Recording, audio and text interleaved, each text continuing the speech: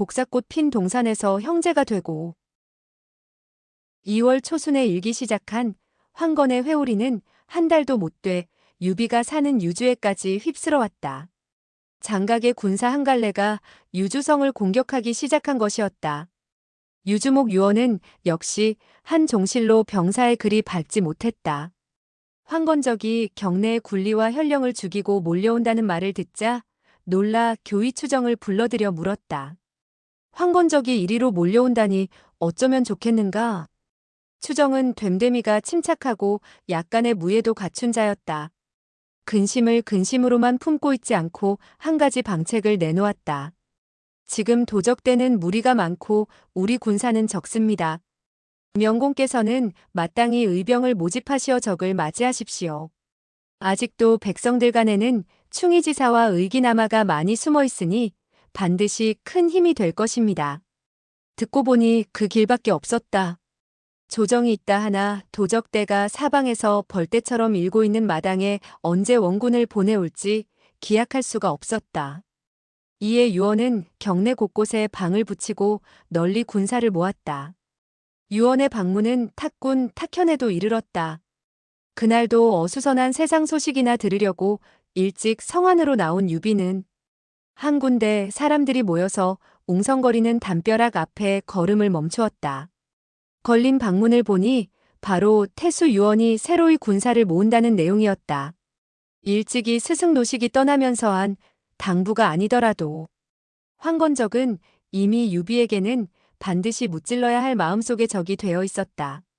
그동안 밀란의 소문도 여러 번 들었고 갖가지 도둑대도 겪었지만 황건적처럼 천하를 송두리째 삼키려들 만큼 큰 규모와 넓은 지지를 바탕으로 한 난리는 처음이었다. 물론 그 자신도 한 제국의 부패와 무능에 대해서 분개와 혐오를 품어온 것은 사실이었다. 그러나 황건적의 권기가 그 치료일 수는 없으며 오히려 악을 더 큰 악으로 바꾸려는 거칠고 잔인한 신정 음모에 지나지 않았다. 그가 의지하려는 한 제국의 400년 권위를 위해서는 반드시 제거해야 할 가장 크고 급한 위협이었다. 하지만 유비에게는 당장 활용할 수 있는 힘이 없었다. 그를 따르는 무리가 약간 있다 해도 그것은 오직 유협 세계의 어둠 속에서였고 그렇다고 이제 와서 주군의 하급 관리로 출발할 처지나 나이도 못 되었다. 생각이 거기에 미치자 유비는 문득 자기가 걷고 있는 알 수 없는 길이 다시 불안해지며 절로 긴 한숨이 나왔다. 그때 갑자기 유비의 등 뒤에서 질그릇 깨지는 듯한 소리가 났다. 대장부가 나라를 도와 힘쓸 생각은 않고 어찌 탄식만 하시오. 유비가 돌아보니 언제 왔는지 장비가 정색을 하고 서 있었다. 정색한 장비를 보니 8자 키와 표범의 머리에 고리눈이 호랑이 수염과 어울려 평소에 볼 수 없던 종류의 당당함을 자아내고 있었다. 내가 웬일이냐? 유비가 약간 뜻밖인 표정으로 물었다. 그 말에 장비가 한층 엄숙하게 대답했다. 형님은 언제나 나를 술주정뱅이의 망나니로만 여기시지만 나도 크고 작은 일은 구별할 줄 안단 말이오. 나도 내가 나라와 도적을 구별하지 못하는 숙맥으로는 보지 않았다. 그렇지만 우리가 당장 무엇을 할 수 있단 말이냐? 이제 와서 9년의 갑졸로라도 출발할 작정이냐? 못할 건 뭐 있어? 하지만 뭐 정이 남의 졸개 노릇을 하기 싫으면 우리가 의군을 조직해 대장 노릇을 하면 될 거 아니오? 나도 그 생각을 해보지 않은 것은 아니다. 그러나 군사를 거느린다는 것이 말로만 되는 일이냐? 군자금으로 쓸 재물이라면 제게 약간은 있어. 그 말에 유비가 더욱 놀라 물었다. 내게 무슨 재물이 있느냐? 지난날 양부가 나를 난중에서 빼낼 때 함께 감추어온 보화를 키운 것과 자신이 이 저작거리에서 술을 팔고 돼지를 잡아모은 돈을 고스란히 물려준 게 있어. 또 형님은 내가 부근의 부자놈들과 장사치들에게서 거둔 돈으로 밤낮 없이 술이나 퍼마시고 다니는 줄로만 알고 있지만 그 돈도 일부는 오늘 같은 날을 위해 모아두었어. 듣느니 새롭고 놀라운 소리뿐이었다. 언제나 장비를 덩치 큰 어린아이로만 여겨온 유비에게는 잘 믿기어지지 않을 정도였다. 그러나 벌써 여러 해 사귀어 오는 동안 거짓말이라고는 털끝만큼도 한 적이 없는 장비라. 유비도 그 말을 무턱대고 의심할 수만은 없었다. 그런 유비를 다시 장비가 불쾌한 듯한 목소리로 재촉했다. 어떻소? 형님. 이 장비와 함께 탁현의 용사들을 모아 한번 큰일을 해보지 않겠소? 그러자 유비의 얼굴에도 차츰 장비를 믿는다는 표정이 드는가 싶더니 곧 감개 어린 표정으로 변했다. 장하다. 그렇다면 우리 저 주루에 들어가 의논해보자. 이윽고 유비는 그렇게 대답하며 장비를 가까운 술집으로 끌었다. 두 사람이 큰 소리로 술과 고기를 청하고 막 자리에 마주 앉았을 무렵이었다. 갑자기 주루 밖에 술에 먹는 소리가 나며 한 목소리가 먼저 밖에서 들려왔다. 주인장 술 한 동이 빨리 내놓으시오. 얼른 마시고 성 안에 들어가 모병에 응할 작정이오. 맑고 우렁찬 목소리만 들어도 금세 누구인지 알만했다. 9자 키와 익은 대추빛 얼굴에 2자 넘는 수염을 늘어뜨린 관우, 바로 그 사람이었다. 아니, 장비 이 사람, 그리고 유공이 대낮부터 이곳에서 만나 무엇하시오? 관우도 반가운 표정이었다.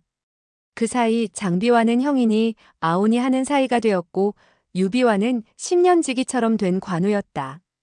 장비와는 자칫 게을러지기 쉬운 무예 수련을 통해 친하게 되었고 유비에게는 그의 연줄에 힘입어 적어도 탁군 안에서는 관부에 쫓기지 않게 된 빚을 진 외에 살림살이에서도 적지 않은 보살핌을 받아온 까닭이었다. 아이고 관우 형님. 잘 왔소. 그러지 않아도 마침 형님 얘기를 꺼내려던 참이었소. 장비가 그렇게 요란을 떨었고 유비도 반갑게 소매를 끌어 관우를 자리에 앉혔다. 그래, 듣자 하니 형군에라도 드실 작정이신 모양인데 누구의 부름이라도 받으셨소? 관우가 자리를 정하기 바쁘게 유비가 묻는 말이었다. 관우가 태연히 대답했다. 그렇지 않소이다.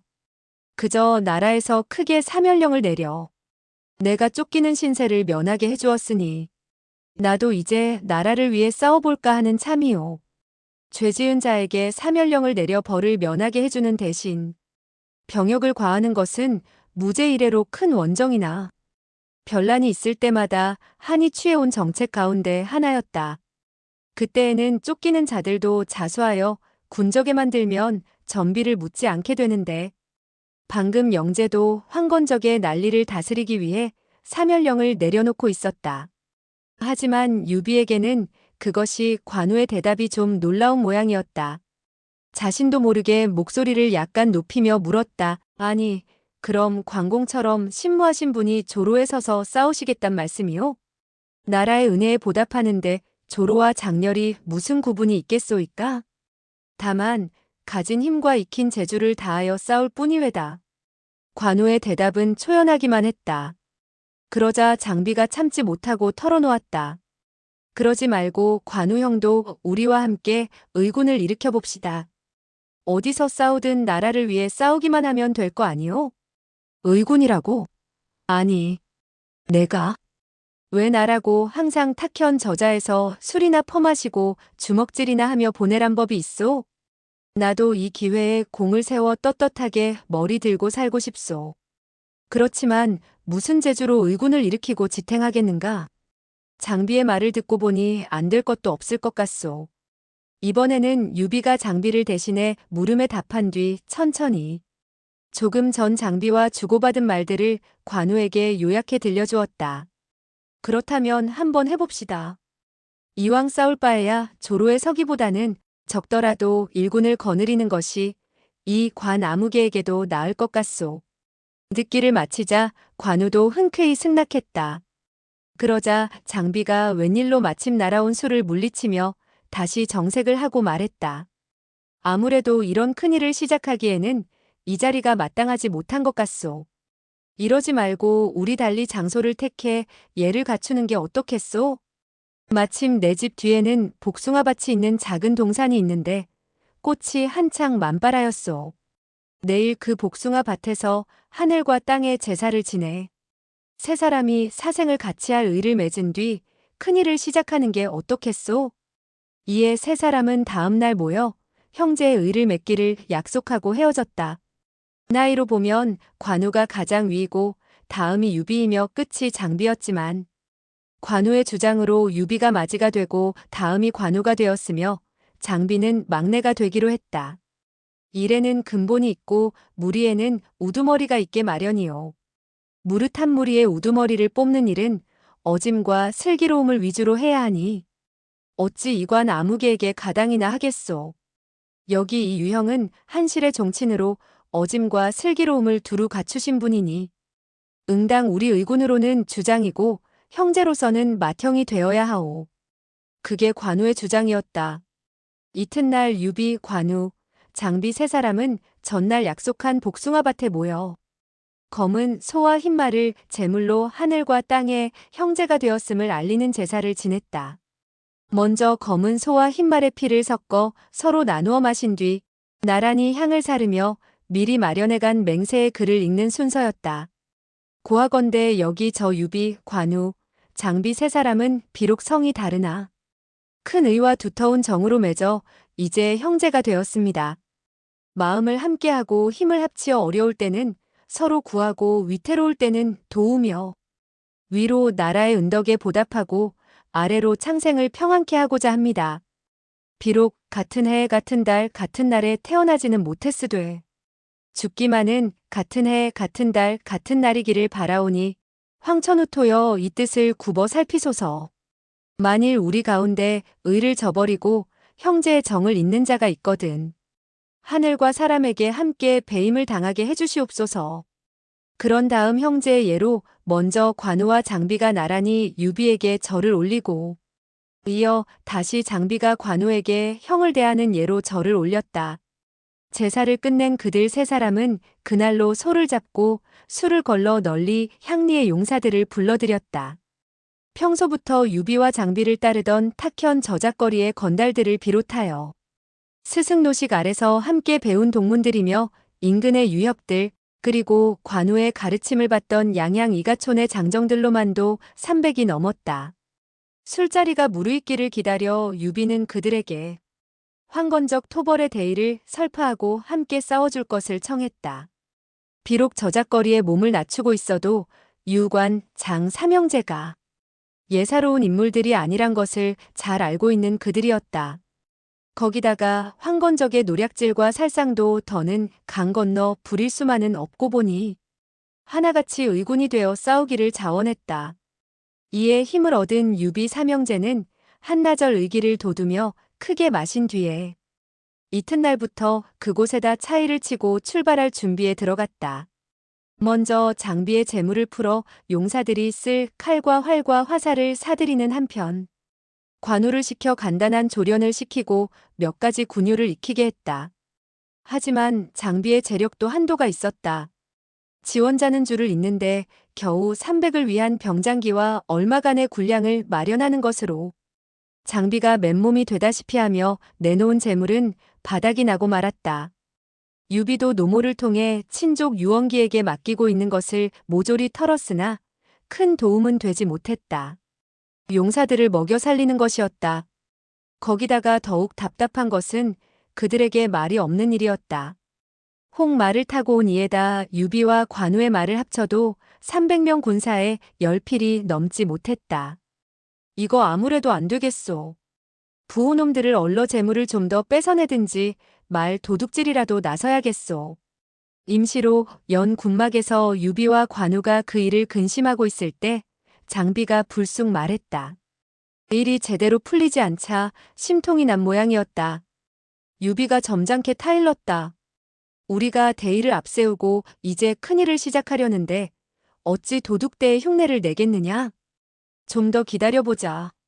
나도 유원기 친족에게 글을 보내 도움을 청해보겠다. 나도 소상에게 글을 내보겠습니다.